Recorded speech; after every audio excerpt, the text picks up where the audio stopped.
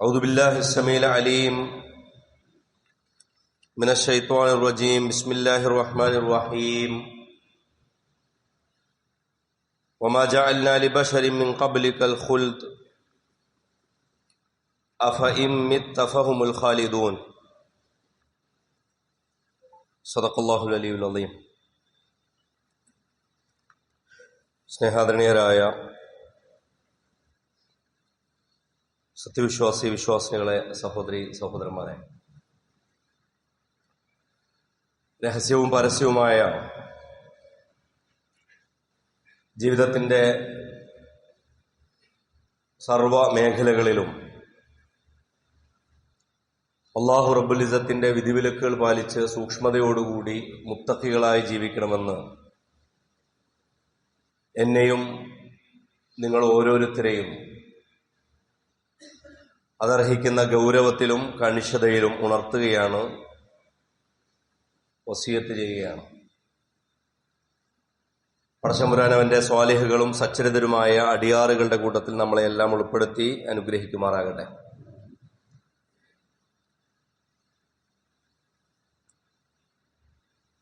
ഏതാനും സുഹൃത്തുക്കളുടെ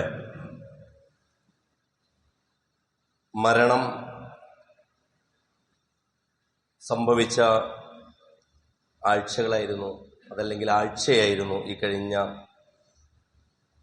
ആഴ്ച എന്ന് പറയുന്നത്.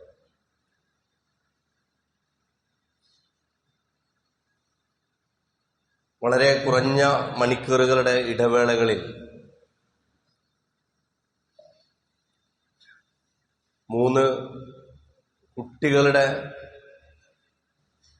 മരണവാർത്ത കേൾക്കാനും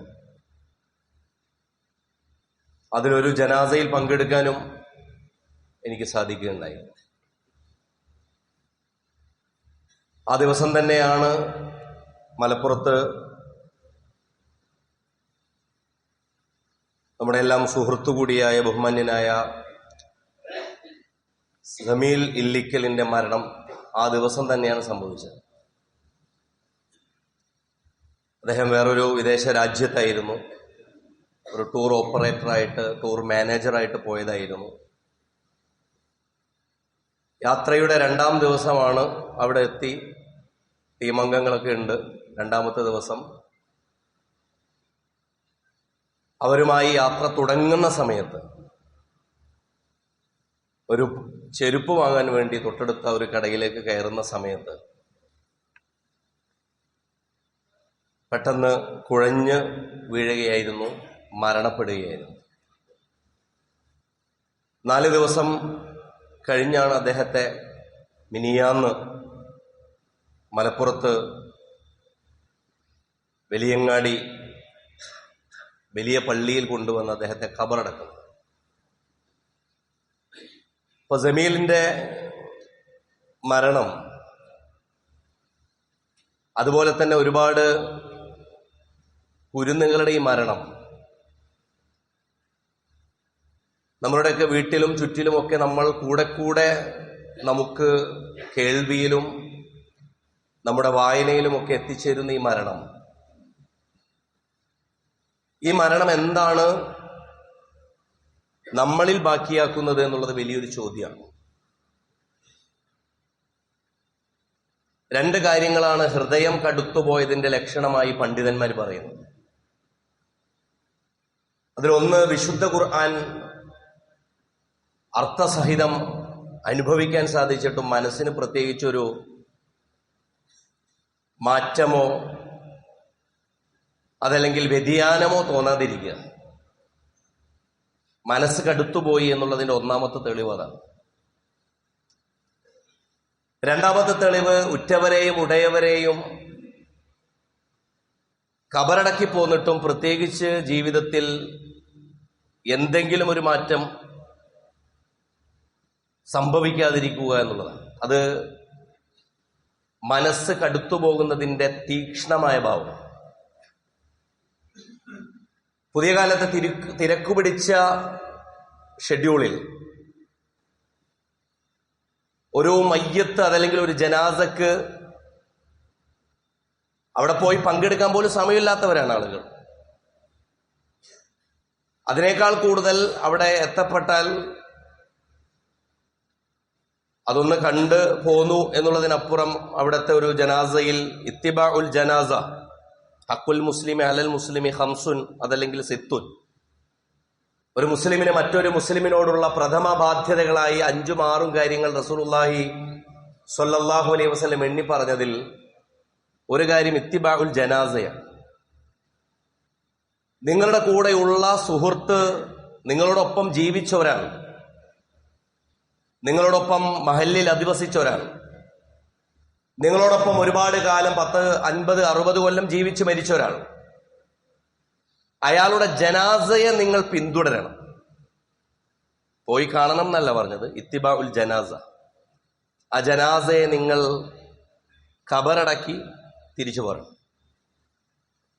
അതിന് ഉഹുദ് മലയോളമാണ് അതിന്റെ കൂലി, വലിയ പർവ്വതം. നിങ്ങൾ നിങ്ങളുടെ സുഹൃത്തിനെ അന്തിമോപചാരങ്ങൾ നൽകി അയാൾക്ക് വേണ്ടി പ്രാർത്ഥിച്ച് അവസാന യാത്രയിൽ അയാൾക്ക് വേണ്ടി നിർവഹിക്കാവുന്ന എല്ലാം നൽകി ആ ഒരു ദിവസം ചെലവഴിക്കുന്നതിന്റെ കൂലിയാണ് പറഞ്ഞത്. പക്ഷെ അതെന്തിന്? ആ കൂലി എന്നുള്ളതിനേക്കാൾ അപ്പുറം അതെന്തിന്? കുൻതു നഹൈതുകും അൻ സിയാറത്തിൽ ഖുബൂർ, റസൂലുള്ളാഹി സ്വല്ലല്ലാഹു അലൈഹി വസല്ലം പറയുകയാണ്, ഞാൻ നിങ്ങൾക്ക് ഒരു കാലത്ത് ഖബർ മക്ബറകളിലേക്ക് പ്രവേശിക്കുന്നതേ വിലക്കിയിരുന്നു.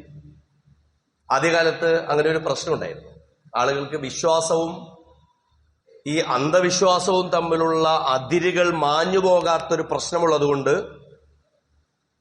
അവർക്കിടയിൽ യഥാർത്ഥത്തിലുള്ള വിശ്വാസം കരുപ്പിടിപ്പിക്കുന്ന ഒരു സമയം വരുവോളം റസൂലുള്ളാഹി സ്വല്ലല്ലാഹു അലൈഹി വസല്ലം മക്ബറയിലേക്ക് പ്രവേശിക്കേണ്ട, അവിടെ സന്ദർശനം വേണ്ട എന്ന് പറഞ്ഞിരുന്നു. പക്ഷെ പിന്നീട് റസൂല് പറഞ്ഞു, ഫസൂറുഹ, നിങ്ങൾ ഇനി അവിടേക്ക് പോയിക്കൊള്ളുക, ഫഇന്നഹ തുദക്കിറുക്കുമുൽ ആഖിറ, കാരണം അത് നിങ്ങൾക്ക് ആഖിറത്തിനെ കുറിച്ചുള്ള ബോധമുണ്ടാകും. ഇപ്പൊ മരണവീട് സന്ദർശിക്കുന്നത്, പ്രിയപ്പെട്ടവരെ യാത്രയാക്കുന്നത്, അവർക്ക് വേണ്ടി പ്രാർത്ഥിക്കുന്നത്, അവരെ തശ്യഉം തദ്ഫീനും, അതായത് അവരെ കഫൻ ചെയ്യുന്നതും അവരെ സംസ്കരിക്കുന്നതും അടക്കമുള്ള ചടങ്ങിൽ പങ്കെടുക്കുന്നത്, ഇതൊക്കെ എന്തിനാണ് ഇങ്ങനെ തെളിച്ചു പറയുന്നത് വെച്ചാൽ അതിന്റെയൊക്കെ പ്രാധാന്യം വളരെ കുറഞ്ഞു വരുന്നൊരു കാലമാണ്. മയ്യത്ത് കാണാൻ വന്ന ആളുകളുടെ പകുതിയെ നമസ്കരിക്കാനുണ്ടാവും, നമസ്കരിക്കാൻ വന്ന ആളുകളുടെ ഒരു 5% ഖബറടക്കാനുണ്ടാവും. ഇതൊക്കെ കൂടെ ജീവിക്കുന്ന മനുഷ്യരോട് നമ്മൾ ചെയ്യുന്ന പ്രഥമ ബാധ്യതകൾ പോലും, നമ്മൾ ചെയ്യേണ്ടുന്ന പ്രഥമ ബാധ്യതകൾ പോലും നമ്മൾ മറന്നുപോകുന്ന ഒരു പുതിയ കാലത്ത് ഇങ്ങനെ ഓടിപ്പാഞ്ഞിട്ട് എന്തിന് എന്നുള്ളൊരു ചോദ്യം നമ്മളിൽ വരാത്തത് കൊണ്ടാണ് എന്നുകൂടിയാണ്. പക്ഷെ ജമീൽ സാഹിബിന്റെ മരണത്തിൽ ഇതിൽ നിന്ന് തീർത്തും വ്യത്യസ്തമായ ഒരു കാഴ്ചയാണ് കണ്ടത്. അദ്ദേഹത്തെക്കുറിച്ചുള്ള അനുസ്മരണങ്ങളും FBയിലും മറ്റുമൊക്കെ എന്ന ഫീഡുകളും ഏകദേശം 100-ലധികം കുറിപ്പുകൾ വായിച്ചു. അദ്ദേഹത്തെ 4 ദിവസം നാട്ടുകാർ കാത്തുനിന്നു. മലപ്പുറത്ത് പള്ളി നിറഞ്ഞു കവിഞ്ഞു. എത്ര പേരാണോ പള്ളിയിൽ വന്നത് അത്ര പേർ തന്നെ ഖബറടക്കത്തിന് പങ്കെടുത്തു. അത്രയും പേർ തന്നെ അദ്ദേഹത്തിന്റെ അനുസ്മരണ സംഗമത്തിലും പങ്കെടുത്തു. കാരണം ജമീൽ സാഹിബിനെ കുറിച്ച് എല്ലാവർക്കും, ഒരാൾ മരണപ്പെടുമ്പോൾ നമുക്ക് എങ്ങനെ മരണപ്പെടാം എന്നുള്ളതിന്റെ തെളിവ് കൂടിയാണ് അദ്ദേഹം. അദ്ദേഹത്തെക്കുറിച്ച് നല്ലതല്ലാതെ മറ്റൊരാൾക്കും പറയാനില്ല എന്ന് മാത്രമല്ല, അദ്ദേഹത്തിന്റെ ചെറുപുഞ്ചിരി ആണ് അദ്ദേഹത്തിന്റെ ഏറ്റവും വലിയ സവിശേഷതയായിട്ട് എല്ലാവരും എണ്ണി പറയുന്നത്. അതായത് ഒരാൾക്കും നീരസമില്ലാത്ത സ്വഭാവം. അനുസ്മരണത്തിൽ നിന്ന് എന്താണ് ബാക്കിയാകുന്നത് എന്ന് ചോദിച്ചാൽ നമുക്കുള്ള മാറ്റങ്ങളാണല്ലോ. അപ്പോ സൗമ്യ സാന്നിധ്യവും ചെറുപുഞ്ചിരിയും ആയി ജീവിച്ചിരുന്ന ഒരാൾ മരണപ്പെടുമ്പോ, ജീവിച്ചിരിക്കുമ്പോ മധു പറയാൻ പറ്റൂല ആളുകളെ കുറിച്ച്. മരണപ്പെട്ട ശേഷം മാത്രം നമ്മളെക്കുറിച്ച് ആളുകൾ ബാക്കിയാക്കുന്ന മനസ്സിലെ വിങ്ങലെന്ത് വളരെ പ്രധാനപ്പെട്ടതാണ്. കാരണം ആ വേദനയിൽ നിന്ന് ഉയരുന്ന പ്രാർത്ഥനയ്ക്ക് വലിയ ശക്തിയുണ്ട്. നമ്മൾ അങ്ങനെ യാത്രയാകുന്ന ദിവസം ലോകത്ത് അങ്ങനെ കുറെ പുസ്തകങ്ങളുണ്ട്. Who will cry when you dye. നിങ്ങൾ മരിക്കുമ്പോൾ ആര് കരയും, ആർക്ക് വേദനിക്കും? നിങ്ങളുടെ തൊട്ടടുത്ത കുടുംബാദികൾക്ക് വേദനിക്കുമോ എന്നുള്ളതിനേക്കാൾ നിങ്ങളുടെ ചുറ്റും ഇടപഴകിയവർക്ക് ശരിക്കും വേദനിക്കുന്നുണ്ടോ? അതിനു മാത്രമുള്ള എന്തെങ്കിലും അനുരണനങ്ങൾ അതല്ലെങ്കിൽ പ്രതിഫലനങ്ങൾ നമ്മളുടെ ജീവിതത്തിൽ ബാക്കിയുണ്ടോ എന്നുള്ളതൊക്കെ വലിയ ചോദ്യമാണ്. മറ്റൊന്ന്, അദ്ദേഹത്തെക്കുറിച്ച് സുഹൃത്തുക്കൾ പറയുന്ന വളരെ പ്രധാനപ്പെട്ട ഒരു കാര്യം, എല്ലാവരും പറയുന്ന ഒരു കാര്യം, അദ്ദേഹത്തിന്റെ കർമ്മകുശലത അതല്ലെങ്കിൽ നിരന്തരമായ വർക്ക് ഹോളിക്കായ ഒരു സ്വഭാവം. അതായത് ഒരു സമയം പോലും ഒഴിവാക്കാതെ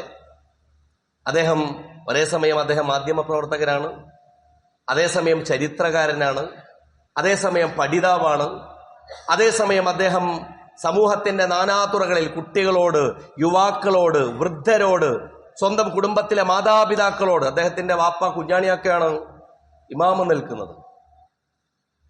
അതായത് ഒരിടത്ത് പോലും അദ്ദേഹത്തെക്കുറിച്ചുള്ള നന്മകൾ ബാക്കിയാകാതെ അദ്ദേഹം പോയിട്ടില്ല എന്നുള്ളതാണ് യഥാർത്ഥത്തിൽ ജമീൽ സാഹിബിന്റെ മരണം. നമുക്ക് ചുറ്റും ജമീലുമാർ മരിച്ചുകൊണ്ടിരിക്കുന്നുണ്ടാകും. ഞാനൊരു ജമീലിലേക്ക് ചേർത്ത് പറയുന്നതല്ല ഇത്. എന്താണ് നമുക്ക് നമ്മുടെ പ്രിയപ്പെട്ടവർ മരണപ്പെടുമ്പോൾ അതിൽ നിന്ന് എടുക്കാനുള്ള പാഠം എന്നുള്ളത് വളരെ പ്രധാനപ്പെട്ടതാണ്. ഇപ്പൊ മരണപ്പെട്ട ആളെക്കുറിച്ച് വേദനിക്കുക, അതിൽ വിഷമിക്കുക എന്നുള്ളതിനേക്കാൾ ഇസ്ലാം പറയുന്നത് അതിൽ നിന്ന് നിങ്ങൾക്കെടുക്കാവുന്ന പാഠം എന്ത് എന്നുള്ളത് തന്നെയാണ്. രണ്ടാമത്തേത്, ഞാൻ പങ്കെടുത്തൊരു മരണം കോഴിക്കോട് ചേന്നമംഗല്ലൂർ ഹയർ സെക്കൻഡറി സ്കൂളിലേക്ക് വർഷം 10ാം ക്ലാസ് പാസ്സായി, മികച്ച മാർക്കോടുകൂടി പാസ്സായി, ഖുർആൻ ഹിഫ്ള് പഠനം പൂർത്തിയാക്കിയിട്ട് ഈ കൊല്ലം പുറത്തിറങ്ങിയ 10ാം ക്ലാസ്സുകാരനായ വിദ്യാർത്ഥി അതേ ദിവസം വീടിന്റെ തൊട്ടു മുന്നിൽ വെച്ച് ഒരു ആക്സിഡന്റിൽ മരണപ്പെട്ടു. അദ്ദേഹത്തിന്റെ വാപ്പ ഷബീർ സാഹിബാണ്. കോഴിക്കോട് മെഡിക്കൽ കോളേജിനടുത്ത് മായനാട് പള്ളിയിൽ വെച്ചിട്ടാണ് ആ ജനാസയിൽ ഞാൻ പങ്കെടുത്തത്. അപ്പൊ വാപ്പ ഇമാമ് നിന്നിട്ട് പറയുന്നത്, 15 വയസ്സോ കാലത്തോളം ഞങ്ങൾക്ക് സന്തോഷം മാത്രം നൽകിയിട്ടുള്ള ഞങ്ങളുടെ മകൻ ഇതാ യാത്രയാകും. അൽഹംദുലില്ലാ, അൽഹംദുലില്ലാ, അൽഹംദുലില്ലാ. ജീവിതത്തിൽ അപ്രതീക്ഷിതമെന്ന് നമ്മൾ കരുതുന്നു. അപ്രതീക്ഷിതം എന്നുള്ളത് മനുഷ്യരെ സംബന്ധിച്ചിടത്തോളമുള്ള ആപേക്ഷികമായൊരു പദമാണ്. അകാലം എന്നുള്ളത്, വഴിതെറ്റിയത് എന്നുള്ളത്, സമയം തെറ്റിയത് എന്നുള്ളതൊക്കെ മനുഷ്യരായ നമ്മൾ ഈ ലോകത്തെ വ്യവഹരിക്കാൻ വേണ്ടി, ഈ ലോകത്ത് നമുക്കറിയാത്ത കാര്യങ്ങളെ കുറിച്ച് പറയാൻ വേണ്ടി ഉപയോഗിക്കുന്നു. സൂര്യൻ ഉദിക്കുന്നു, അസ്തമിക്കുന്നു എന്നൊക്കെ പറയുന്ന പോലെ ശരിക്കും അങ്ങനെ നമുക്ക് മനസ്സിലാക്കാൻ വേണ്ടി പറയുന്ന കുറച്ച് വാക്കുകളാണ്. ഈ വാക്കുകളിൽ ഷബീർ സാഹിബ് നമ്മളോട് പറയുന്നത് മരണത്തെക്കുറിച്ചുള്ള മറ്റൊരു പാഠമാണ്. നിങ്ങളുടെ ജീവിതത്തിൽ നിങ്ങളെ തേടിയെത്തിയേക്കാവുന്ന വലിയ ഒരു വാർത്ത, ചിലപ്പോൾ നിങ്ങളുടെ ഏറ്റവും പ്രിയപ്പെട്ടവരുടെ, മക്കളുടെ, മാതാപിതാക്കളുടെ, അതല്ലെങ്കിൽ നിങ്ങളെക്കാൾ പ്രായം എത്രയോ കുറഞ്ഞവരുടെ, ഈ 2 മരണങ്ങളിലും, ഈ 2 മരണങ്ങളുടെ പരിസരങ്ങളിലും നമുക്ക് വലിയ പാഠമുണ്ട് എന്നാണ് ഞാൻ പറയുന്നത്. എന്റെ പ്രിയപ്പെട്ടവരെ, നിങ്ങളൊന്ന് ആലോചിച്ച് നോക്കൂ. വിശുദ്ധ ഖുർആൻ കൈകാര്യം ചെയ്യുന്ന പ്രമേയങ്ങളിൽ വളരെ പ്രധാനപ്പെട്ട ഒരു പ്രമേയം അൽ ആഖിറത്താണ്. വരാനുള്ളത് എന്നാണ് പേര്. അതല്ലെങ്കിൽ മറ്റൊന്ന് എന്നാണ് അതിന്റെ അർത്ഥം. ഈ മറ്റൊന്ന് എന്നുള്ളതിനെ കുറിച്ച് എത്ര പ്രതീക്ഷ നമുക്കുണ്ട്. വരുമ്പോ കാണാം എന്നുള്ളത് എല്ലാവരുടെയും ഒരു ഭാവമാണ്. പക്ഷെ വരുമ്പോൾ കാണുക എന്നുള്ളതാണോ? കാരണം വരുമ്പോൾ നിങ്ങൾ കാണും. അത് ഖുർആൻ പറയുന്നത് ലതറവുന്നൽ ജഹീം, നരകത്തിന്റെ കാഴ്ച നിങ്ങൾ കാണും. സുമ്മ ലതറവുന്നഹ ഐനൽ യഖീൻ, ശരിക്കുള്ള കാഴ്ച കാണും. ഐനുൽ യഖീൻ നിങ്ങളുടെ അറിവ് കൊണ്ടുണ്ടായ ബോധ്യമായിരുന്നെങ്കിൽ കാഴ്ച കൊണ്ടുള്ള ബോധ്യങ്ങൾ നിങ്ങൾക്ക് വേറൊരു ലോകത്ത് വരും. അത് സ്വർഗത്തിലേക്കും നരകത്തിലേക്കൊക്കെ എത്തുന്നതിന് മുമ്പ് നമ്മളുടെ ഈ ജീവിതത്തിന്റെ ജീവിതത്തിന്റെ എന്ന് പറയാൻ പറ്റില്ല, ഇപ്പോഴുള്ള ജീവിതത്തിന്റെ അങ്ങേ തലത്തിലുള്ള മരണത്തെക്കുറിച്ച് എത്രമാത്രം ബോധ്യത്തോടു കൂടിയാണ് നമ്മൾ ജീവിക്കുന്നത്. മഹാനായ സയ്യിദ് ഖുത്ബ് റഹ്മത്തുള്ളാഹി അലൈഹി ഇതിനെ കുറിച്ച് പറയുന്നു, ഇന്നനാ ലാ നഅരിഫു ശൈഅൻ അൻ ഹഖീഖത്തിൽ ഹയാത്തി വ ഹഖീഖത്തിൽ മൗത്ത് ഹത്ത ലഹ്ള അൽ ഹാളിറ. യഥാർത്ഥത്തിൽ ജീവിതം എന്നുള്ളതിന്റെ വലുപ്പം പോലും നമ്മൾ ശരിക്കും അറിയുന്നില്ല. ഇപ്പോ ജീവിതത്തിന് എത്ര ജീവനോടെ നിങ്ങൾ ഇപ്പോൾ ഇരിക്കുന്നുണ്ട് എന്നുള്ളതിന്റെ മാഹാത്മ്യം, മരണം എന്നുള്ളതിന്റെ മാഹാത്മ്യം, അതിന്റെ വലുപ്പം, അത് മരിക്കുന്ന സമയത്ത് നിങ്ങൾ എത്ര പ്രധാനപ്പെട്ടതായിരുന്നു ജീവിതം എന്ന് മരിക്കുമ്പോഴറിയാം. അല്ലാത്തവരിങ്ങനെ കോഴി കൊട്ടുവായിട്ട പോലെ ഇങ്ങനെ എണീറ്റ് വരും, ജീവിച്ചു പോവും, അവരുടെ കൂട്ടത്തിൽ ഇങ്ങനെ നടക്കും. യഅ്കുലൂന കമാ തഅ്കുലുൽ അൻആം എന്ന് ഖുർആൻ പറഞ്ഞതുപോലെ മൃഗങ്ങളെപ്പോലെ തിന്ന് വാരി വലിച്ച് ഭോഗിച്ച് നടക്കും. മരണം വരുമ്പോൾ മാത്രമാണ് ജീവിതം എന്താണെന്ന് അറിയൂ. കാരണം ജീവിക്കുന്ന കാലത്ത് ജീവിതത്തെക്കുറിച്ച് കാഴ്ചപ്പാടുണ്ടെങ്കിലല്ലേ ജീവിതത്തെക്കുറിച്ച് അറിയൂ. മരണം വരുമ്പോഴാണ് ജീവിതത്തെക്കുറിച്ച് പോലും അറിയുന്നത്. പക്ഷെ ജീവിതത്തെയും മരണത്തെയും ചിലപ്പോൾ നിങ്ങൾക്ക് അനുഭവിക്കാൻ സാധിക്കും മരണത്തിന് മുമ്പ്. എപ്പോഴാണ്? വലാകിന്നന നുദ്രികു മലാഹിറഹുമാ ഫിൽ അഹ്യാഇ വൽ അംവാത്ത്. പുതിയ ജീവൻ ജനിക്കുന്ന കാഴ്ചകൾ നിങ്ങൾ ലേബർ റൂമിന് പുറത്ത് കാണുമ്പോൾ ജീവനെക്കുറിച്ച് വേണമെങ്കിൽ നിങ്ങൾക്ക് മനസ്സിലാക്കാൻ സാധിക്കും.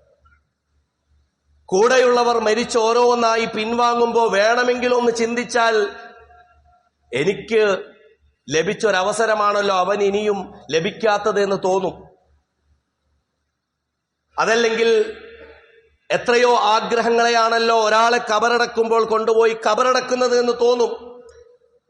അൽഹാക്കുമുത്തകാസുർ ഹത്താ സുർത്തുമുൽ മഖാബിർ. ഖബറിടം ചെന്നെത്തുവോളം നിങ്ങൾ അത്രമേൽ ഈ ലോകത്തെ വീരസ്യം പറച്ചിലും വമ്പും പെരുമ പറച്ചിലും നിങ്ങളുടെ പൊങ്ങച്ചമൊക്കെ നിങ്ങളെ അശ്രദ്ധരാക്കിയിരിക്കുന്നു. എന്താണ് മരണം? വിശുദ്ധ ഖുർആൻ പറയാണ്, അല്ലദീ ഖലഖൽ മൗത വൽ ഹയാത ലിയബ്ലുവക്കും അയ്യുക്കും അഹ്സനു അമല. ഈ ആയത്തിനെ വിശദീകരിച്ചുകൊണ്ട് പണ്ഡിതന്മാർ പറയുന്നത്, ഇന്നമാ ഖദ്ദമൽ മൗത ഹുനാ ലിഅന്നഹുൽ മഖ്ലൂഖു അവ്വലൻ. എന്തുകൊണ്ടാണ് അള്ളാഹു മരണത്തെയും ജീവിതത്തെയും സൃഷ്ടിച്ചു എന്ന് പറഞ്ഞ ഈ ആയത്തിൽ മരണത്തെ ആദ്യം പറഞ്ഞത്? അള്ളാഹ് ജീവിതത്തെയും മരണത്തെയും സൃഷ്ടിച്ചു എന്നല്ല പറഞ്ഞത്, മരണത്തെയും ജീവിതത്തെയും സൃഷ്ടിച്ചു. എന്തുകൊണ്ട് മരണത്തെ ആദ്യം പറഞ്ഞു എന്ന് ചോദിച്ചാൽ ലിഅന്നഹുൽ മഖ്ലൂഖു അവ്വലൻ. കാരണം മരണമാണ് മനുഷ്യന് ആദ്യമുള്ളത്. കാരണം അവനൊന്നുമില്ലായ്മയിലായിരുന്നു, പിന്നീട് ഉണ്ടായതാണല്ലോ അവൻ. അതുകൊണ്ട് അവന്റെ യഥാർത്ഥ ഭാവം എന്ന് പറയുന്നത് ഒന്നുമില്ലായ്മയാണ്.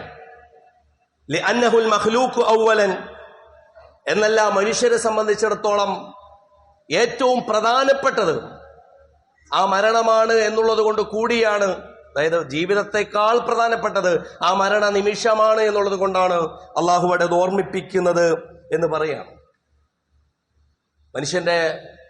മനുഷ്യരുടെ ഈ ആനന്ദങ്ങളും ഈ ഓട്ടങ്ങളും അതല്ലെങ്കിൽ വിനോദങ്ങളൊക്കെ പറ്റുന്ന രീതിയിലൊക്കെ ആവാട്ടോ.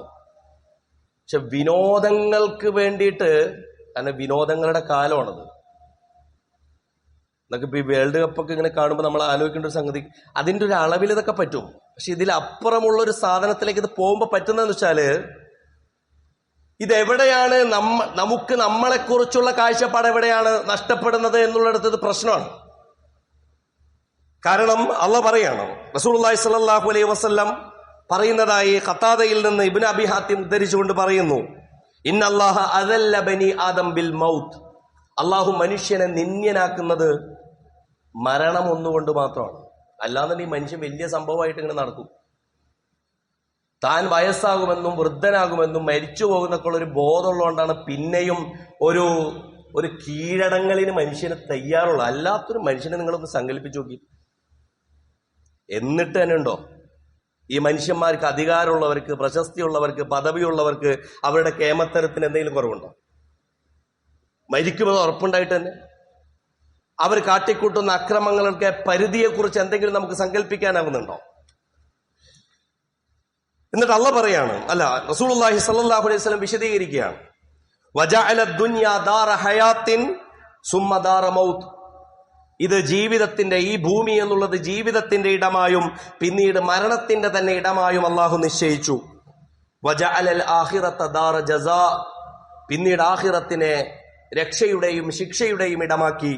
സുമ്മ ദാറ ബഖാ, പിന്നീട് നിങ്ങളെ എന്നെന്നും നിലനിർത്തുന്ന ഇടം അതാക്കി. അതായത് വീണ്ടും ഒരു ദുനിയാവിലേക്ക് ഒരു വരവില്ല. അപ്പൊ ഏതാണ് വേണ്ടത്? ഇപ്പൊ നമ്മള് ദുൽഹിജ്ജ കഴിഞ്ഞിട്ട് മുഹറത്തിലേക്ക് കയറാൻ പോകും. അതായത് ഒരു ഷഹറുൽ ഹറാം എന്ന് പറയാവുന്ന വേറൊരു മസ്ജിദുൽ ഹറമിന്റെ പരിസരം എല്ലാം കൊണ്ടും പവിത്രവും അത്രമേൽ വിശുദ്ധവുമായ ഒരു മാസത്തിൽ നിന്ന് വേറൊരു വിശുദ്ധമായ മാസത്തിലേക്ക് കിടക്കുന്നു. ഒന്നിനും തുടക്കവും ഒന്നിനും അവസാനമൊന്നുമില്ല. പക്ഷെ മുഹറം വീണ്ടും ഓർമ്മിപ്പിക്കുന്നത് നിങ്ങളുടെ ഒരു കാലയവനികക്കുള്ളിൽ നിങ്ങളുടെ ഒരു കൊല്ലം കഴിഞ്ഞു, പുതിയൊരു തുടക്കം ആവശ്യമുണ്ടെങ്കിൽ ആകാം. ആ പുതിയ തുടക്കങ്ങൾക്ക് കാരണങ്ങൾ കണ്ടെത്തേണ്ടത് ആരാണെന്ന് ചോദിച്ചാൽ നിങ്ങൾ തന്നെയാണ്. മനുഷ്യരെന്നുള്ള നിലക്ക് നമ്മൾ ഓരോരുത്തരുടെയും ബാധ്യതയാണ്. അതല്ലാതെ വേറെ ദുനിയാവില്, കാരണം ദുനിയാവില് അങ്ങനത്തെ ഓപ്ഷനാണ്, ഇമ്മ ഷാക്കിറൻ വ ഇമ്മ കഫൂറ. ദുനിയാവിൽ നിങ്ങൾക്ക് നന്ദി കെട്ടവനാകാനും നന്ദിയുള്ളവനാകാനുമുള്ള അവസരങ്ങൾ ഉണ്ടായിരിക്കെ തന്നെയാണ് അള്ളാഹു പറയുന്നത് നിങ്ങൾക്ക് പടച്ചവനിലേക്ക് ഓടിയെടുക്കാൻ സമൃദ്ധമായ ഇടങ്ങളുണ്ട് എന്ന്. ഇത് റസൂലുള്ളാഹി സ്വല്ലല്ലാഹു അലൈഹി വസല്ലമയോടും പറയാണ്. അതാണ് ഞാൻ ഖുത്ബയുടെ തുടക്കത്തിൽ ഓതി വെച്ച ആയത്ത്. റസൂലിനോട് ചോദിക്കുന്നത് ഇങ്ങനെയാണ്, വമാ ജഅൽനാ ലിബശരിൻ മിൻ ഖബ്ലിക്കൽ ഖുൽദ്. അള്ളാന്റെ റസൂലിനോട് പറയുന്നുണ്ട്, താങ്കൾക്ക് മുമ്പുള്ള ആർക്കും ശാശ്വതമായൊരു ഭാവം നാം കൊടുത്തിട്ടില്ല. ഈ ലോകത്ത് തന്നെ ജീവിക്കുക എന്നുള്ളത് ആരുടെയും അവകാശമല്ല. അഫ ഇൻ മിത്ത ഫഹുമുൽ ഖാലിദൂൻ. താങ്കൾ മരിച്ചുപോയി എന്ന് വെച്ച് ബാക്കിയുള്ളവർ, റസൂലുള്ളാഹി സ്വല്ലല്ലാഹു അലൈഹി വസല്ലം വഫാത്തായി. വലൗ കാനത്തി ദുനിയാ തദൂമു ലിവാഹിദിൻ ലകാന റസൂലുള്ളാഹി ഫീഹാ മുഖല്ലദാ എന്നാണ് കവി പറയുന്നത്. ഈ ലോകത്ത് ആർക്കെങ്കിലും വേണ്ടിയിട്ട് എന്നും ഒരു ജീവിതം ജീവിച്ചോട്ടെ എന്ന് കരുതി ദുനിയാവ് ഇങ്ങനെ എക്സ്പാൻഡ് ചെയ്ത് കൊടുക്കരുന്നുണ്ടെങ്കിൽ അള്ളാന്റെ റസൂൽ 63 വയസ്സ് വരെ ജീവിച്ചിട്ടുണ്ട്. നമുക്ക് 80 വയസ്സിലും വീണ്ടും ജീവിക്കാൻ പുതിയ, അത് വേറെ വിഷയമാണ്. ഈ ലോകത്തെ ഏറ്റവും വലിയ ദൗത്യം നിർവഹിച്ച, ഈ ലോകത്ത് ചെയ്യാനുള്ളതിൽ ഏറ്റവും വലിയ പണി ഏൽപ്പിച്ച അള്ളാന്റെ റസൂലിന് അള്ളാഹു സുബ്ഹാനഹു വ തആല കൊടുത്ത പരമാവധി വയസ്സ് 63 വയസ്സ്. അത് ഇംഗ്ലീഷ് കലണ്ടറിലേക്ക് കൂട്ടിയാൽ വീണ്ടും കുറയും. ഇതിന്റെ അർത്ഥം എന്താണെന്നറിയോ? ഇപ്പൊ ഈ 60 വയസ്സെത്തിയ ആൾക്കാരൊക്കെ കരുതേണ്ടത് 80 വയസ്സ് വരെ എങ്ങനെ ജോഗിങ് ചെയ്തും ഇങ്ങനെയൊക്കെ ജീവിക്കാന്നുള്ളതല്ല. പരമാവധിയാണ് കിട്ടിയിരിക്കുന്നത്. ഈ കിട്ടിയതിന് നന്ദി പറയണം. ഇനിയുള്ളിടത്തോളം കാലം അള്ളാഹു ആഖിബത്ത് നന്നാവാൻ പ്രാർത്ഥിക്കണം. മരണഭയം അത്രത്തോളം ഉണ്ടാകണം. അത് ഭയത്തേക്കാൾ കൂടുതലായി ഉത്തരവാദിത്ത ബോധമാകണം. മരണത്തെ പേടിച്ചിട്ടൊന്നും കാര്യമില്ല. മരണത്തെ മനുഷ്യൻ പേടിച്ചാലും പേടിച്ചില്ലെങ്കിലും മരണം കെട്ടുവരും. ഇദാ കുൻത ഫി ഇദ്ബാർ വൽ മൗതു ഫി ഇഖ്ബാൽ. നീ പിന്തിരിഞ്ഞോടിയാലും നിന്റെ മുന്നിൽ വരുന്ന ഒന്നിന്റെ പേരാണ് മരണം. അപ്പൊ മനുഷ്യന് എത്ര തന്നെ ഫുഡ് സപ്ലിമെന്റ്സ് കൊടുത്താലും ഉള്ളതിന്റെ ആയുസ് ഉണ്ടായാൽ ആരോഗ്യത്തോടു കൂടി ജീവിക്കാനാണ് ഈ വ്യായാമമൊക്കെ പറയുന്നത് കേട്ടോ. അത് മനസ്സിലാക്കേണ്ട ഒരു കാര്യമോ. അല്ലാതെ ജിമ്മിൽ പോയോണ്ട് ആയുസ് കൂടുന്നില്ല. നിങ്ങൾക്ക് ആയുസ് ഉണ്ടെങ്കിൽ നിങ്ങൾ ആരോഗ്യത്തോടു കൂടി ജീവിക്കണം. ആയുസ്സുള്ളിടത്തോളം നിങ്ങൾ ആരോഗ്യത്തോട് അപരനെ ആശ്രയിച്ച് ജീവിക്കരുത്. നിങ്ങളുടെ മസിലിന് ബലം ഉണ്ടാവണം. നിങ്ങൾക്ക് ശരീരത്തിൽ വെറുതെ ദുർമേധസ് കെട്ടിക്കിടക്കരുത്. ഇതാണ്. അതല്ലാതെ നിങ്ങളുടെ ആയുസ് തീളുന്നു ഇല്ല. ഇതൊരു വളരെ പ്രധാനപ്പെട്ട ഒരു ആശയമായിട്ട് ഇസ്ലാം പറയാണ്. അതുകൊണ്ട് നിങ്ങളുടെ ജീവിതത്തിൽ റസൂലുള്ളാഹി സ്വല്ലല്ലാഹു അലൈഹി വസല്ലമയോട് പറയാ, ഇവിടെ ബാക്കിയാവുക. ഏറ്റവും കൂടുതൽ കാലം ജീവിച്ചത് വിശുദ്ധ ഖുർആൻ പറയുന്നത് പ്രകാരം ഫലബിസ ഫീഹിം അൽഫ സനത്തിൻ ഇല്ലാ 950 കൊല്ലം ജീവിച്ച നൂഹ് നബി അലൈഹിസ്സലാം വഫാത്തായില്ല. അതുകൊണ്ട് നിങ്ങൾക്ക് ലൗ യുഅമ്മറു അൽഫ സനത്തിൻ വമാ ഹുവ ബിമുസഹ്സിഹി മിനൽ അദാബ്, 1000 വയസ്സ് കിട്ടിയെന്ന് വെച്ചും വലിയ വ്യത്യാസമൊന്നുമില്ല ദുനിയാവിൽ. അതുകൊണ്ട് നിങ്ങളുടെ ഓട്ടം എന്തിൽ നിന്നാണ് ഓടുന്നത് എന്ന് ചോദിച്ചാൽ മരണത്തിൽ നിന്നാണ് ഓടുന്നതെങ്കിൽ കുല്ലയ്യം ഫഅകുമുൽ ഫിറാർ. വേറൊരു യാഥാർത്ഥ്യം സൂറത്തുൽ അഹ്സാബിലൂടെ അല്ലാഹ് പറയാണ്, കുല്ലയ്യം ഫഅകുമുൽ ഫിറാർ ഇൻ ഫറർതും മിനൽ മൗതി അവൽ ഖത്ൽ ഇദല്ലാ തുമത്തഊന ഇല്ലാ ഖലീല. നിങ്ങൾ മരണത്തിൽ നിന്ന് ഓടി ഒളിച്ചിട്ട് കാര്യമില്ല, ആ ഓട്ടം നിങ്ങൾക്ക് ഉപകാരപ്പെടില്ല. എന്നല്ല, ഐനമാ തകൂനു യുദ്രിക്കുമുൽ മൗത്ത്, നിങ്ങൾ എവിടെ തന്നെയായാലും അവിടെ മരണം വരും. വലൗ കുന്തും ഫീ ബുറൂജിൻ മുശയ്യദ, നിങ്ങൾ ആർക്കും കടന്നു കയറാൻ പറ്റാത്ത മരണമാലാഖയെ പോലും പ്രതിരോധം തീർത്തുകൊണ്ട് നിങ്ങൾ വലിയ കോട്ടകൾ ഉണ്ടാക്കി അവിടെ താമസമാക്കിയാലും അവിടെ മലക്കുൽ മൗത്ത് എത്തും. ഫീ ബുറൂജിൻ മുശയ്യദ എന്ന് പറയുന്നത്, അതായത് നിങ്ങളെ അതിന്റെ എത്ര വലിയ അട്ടികളും എത്ര വലിയ പാളികളും അതിന് നിങ്ങൾ നിർമ്മിച്ചു കൊടുത്താലും സാധ്യമല്ല എന്നാണ് വിശദീകരിക്കുന്നത്. അതുകൊണ്ട് എന്തിനാണ് ജീവിതം തരുന്നത് എന്ന് ചോദിച്ചാൽ, നീട്ടി ഒരു ദിവസം കൂടുതൽ തരുന്നത് എന്തിനാണെന്നറിയോ? ഒറ്റ ഉദ്ദേശമുള്ളൂ, GDP വർദ്ധിപ്പിക്കാനൊന്നുമല്ല. നിങ്ങളെ കൊണ്ട് നിങ്ങളുടെ വീട്ടുകാർ നടക്കാനാണോ? അങ്ങനെയുമല്ല. അതൊക്കെ നിങ്ങൾ ഹയാത്തുള്ളപ്പോൾ നിങ്ങളുടെ ഉത്തരവാദിത്തത്തിൽപ്പെട്ടത്. നിങ്ങൾ ഹയാത്തിലില്ലെങ്കിൽ ഇതൊന്നും നിങ്ങളുടെ ഉത്തരവാദിത്തമല്ല.